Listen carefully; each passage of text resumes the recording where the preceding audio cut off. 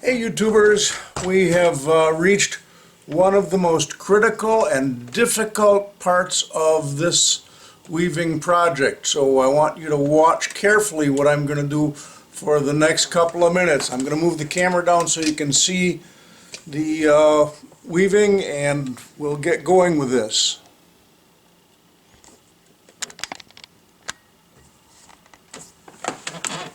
Okay, here we go.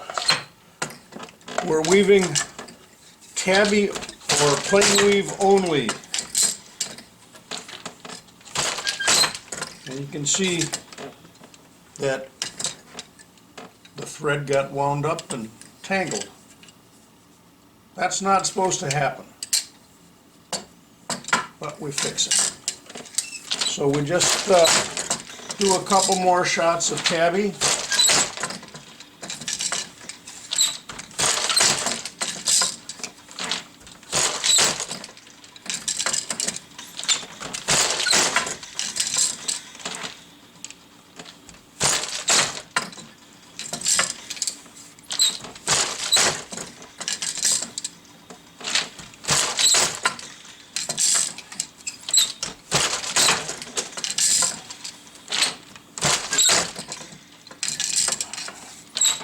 There, I think that's enough of that. Okay, here's the hard part. We're going to loosen the tension a little bit, remove the temple, and grab our handy dandy trusty scissors. And now we cut the whole thing off the loom.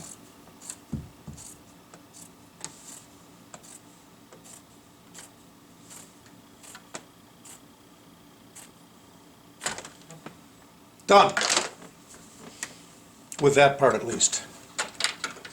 Remove the ratchets. So I had just a little bit extra.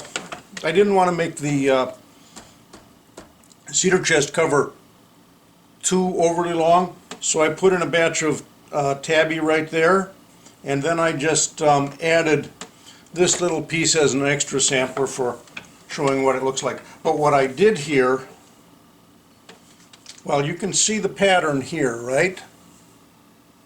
Now look at the pattern that I've been doing everywhere else. See the difference? Okay, let's roll this up.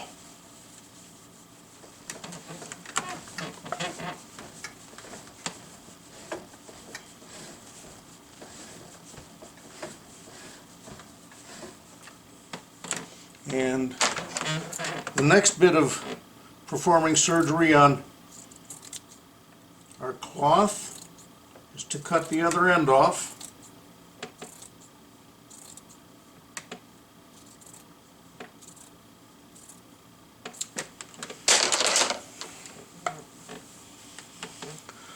There it is, off the loom. I'm going to wander into my wife's sewing room and put hems on the end of it. And of course there's always what they call loom waste, so you can see that's what's left at the front of the loom, about 5 or 6 inches where I cut off. And around at the back I have this much left over. I probably could have woven one more complete set of the pattern, but I wasn't sure, and I didn't want to take a chance on ending with only a partial set, so I decided to end it where it is.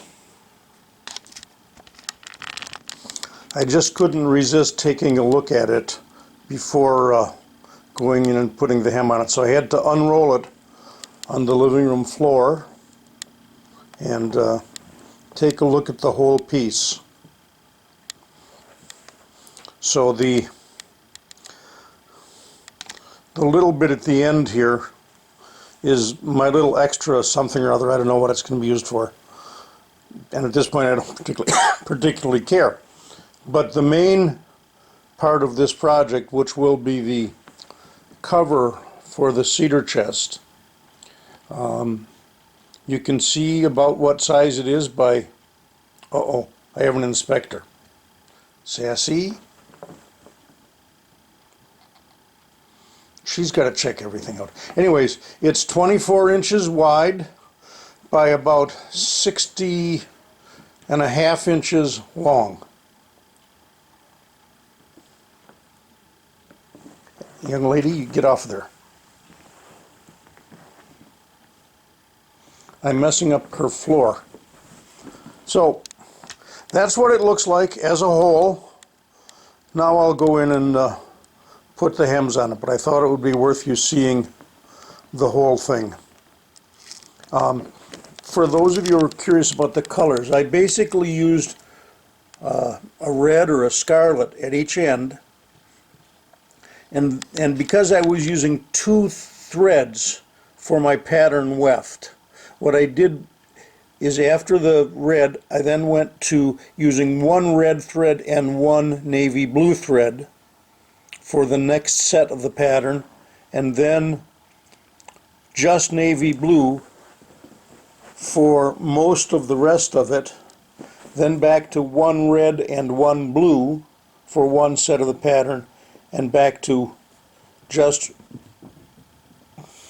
2 reds at the other end. So that's how it looks. I think it's turned out fairly decent.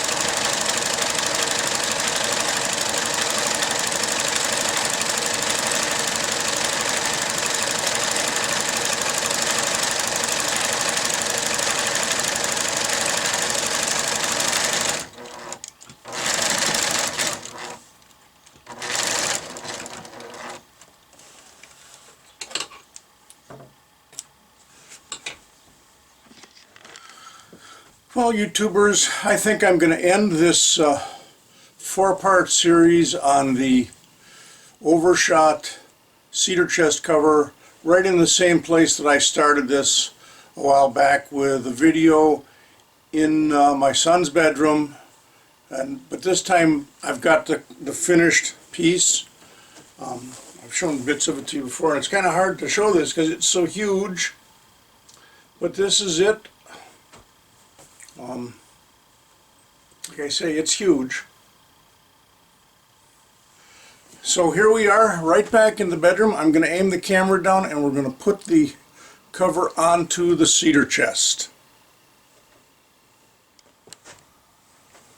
Kind of crowded here. He's got a lot of stuff in this room, but we'll give it a go.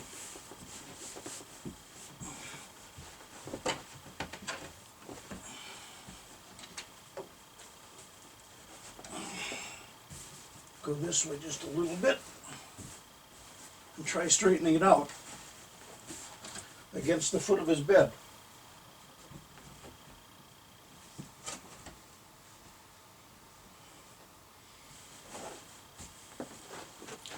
So there we are, cedar chest cover in place,